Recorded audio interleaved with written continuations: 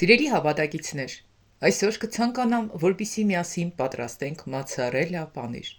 Չափազանց պարզ, հասարակ տարբերակով, գերազանց արդյունքով, ընդամենը մեզ պետք է կաթ և օքսուս պատրաստման գործընթացի համար, ինչպես նաև 1 կամ ավելի ճաշի գդալ աղ, կախված ցանկությունից։ Սիրելիներ, կունենանք գերազանց արդյունք, պատրաստվում է շատ արագ, ինչպես նաև շատ արդյունավետ։ 2 լիտր կաթով կարող ենք ստանալ մոտ 245-ից 250 գրամ մոցարելա պանիր տնական պայմաններում և գիտենք թե ինչից է պատրաստված։ Շատ կարևոր է, որ շատ հաճախ օգնենք, որպեսզի մեր ընտանիքի անդամները սնվեն առողջարար և վիտամիններով հարուստ։ Այսպիսով, այժմ անցնենք պատրաստման գործընթացին և ներկայացնեմ հատիկ-հատիկ։ Իսկ մինչ տեսանյութը դիտելը չեք մոռանում բաժանորդագրվել մեր ալիքում, ովքեր բաժանորդագրված չեն, ինչպես նաև սեղմեք զանգակի քոջակը, որպեսզի միասին չափազանց շատ կերակրատեսակներ պատրաստենք և չեք մոռանում կիսվել ձեր բաղադրատոմսերով ևս, ինչու չօգնենք մեկս մյուսից, որպեսզի դառնանք լավ խոհարարներ։ Ահա վերջնական արդյունքը ինչպիսին կստացվի մոցարելա պանիրը առատ շերտերով, տնական պայմաններում պատրաստված և գիտես ինչից պատրաստված, առողջարար և վիտամիններով հարուստ։ Իսկ այժմ անցնենք գործի։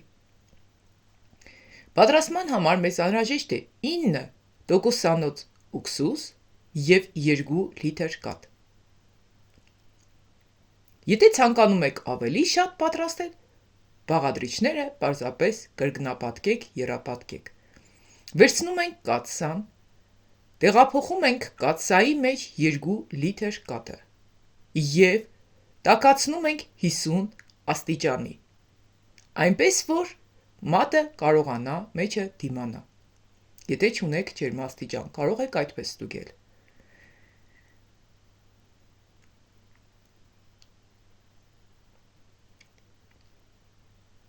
Տաքացնելու ընթացքում այն շարունակ խառնում ենք։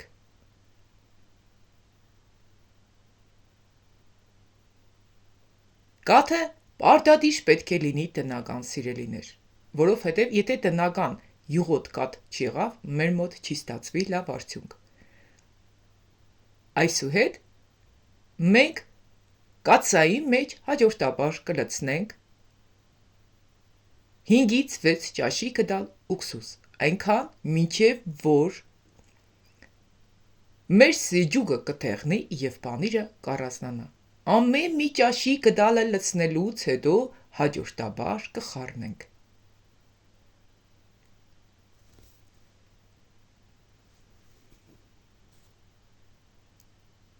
Չեք մոռանում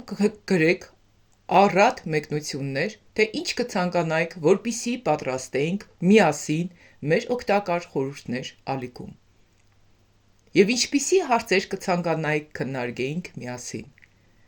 Տեսեք արդեն կտրվում է կաթը, շարունակում ենք լցնել մինչև 6 ճաշի գդալ ուքսուս։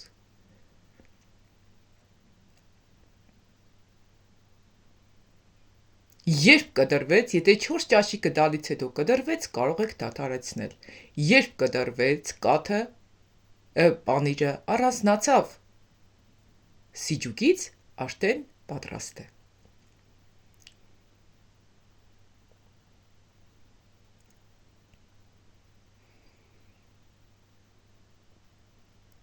Ահա և վերջ, մենք ստացանք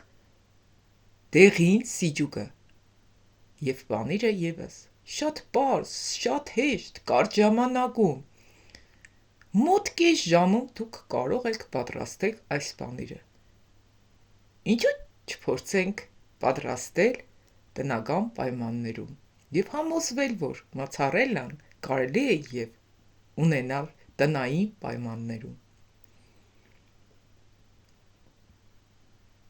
Ահա տեսեք, ինչպիսի լավ արդյունք ստացվեց, քամում ենք, առանձնացնում ենք սիջուկից, սիջուկն էլ կարող ենք օգտագործել մեկ այլ կերակրատեսակներ պատրաստելու հարցում։ Ես օրինակ սիջուկով պատրաստում եմ նաև նրբապլիտի թեշթիկներ։ Ահա քամելով տեղափոխում ենք բնագի մեջ և անցնում հաջորդի գործընթացին։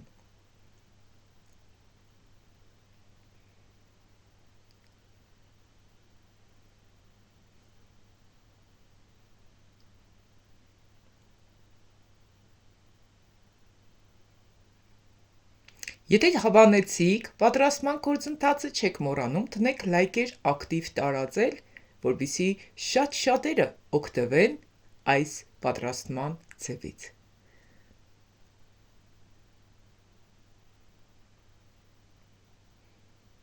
Ահա,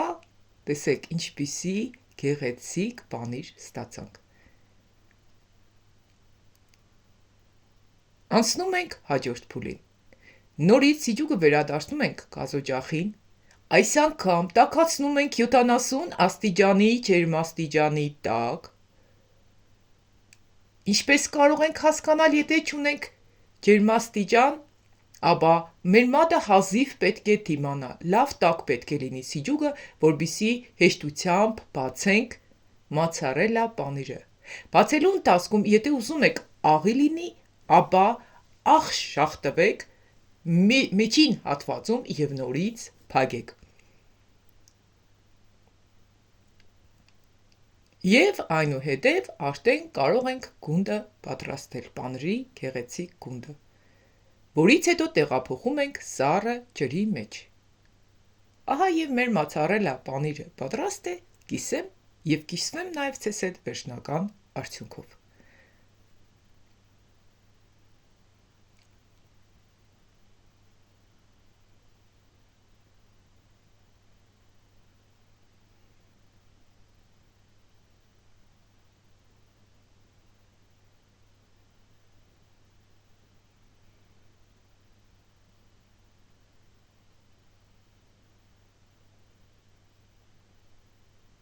Ահա սիրելիներ, վերջնական արդյունքը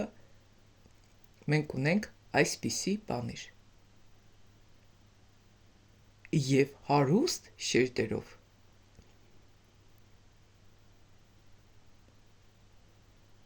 Ահա այսօր այսքանը, ինչ ցանկացա կիսվել ձեզ հետ։ Ունեցանք 245 մոտ 250 գրամ պանիր։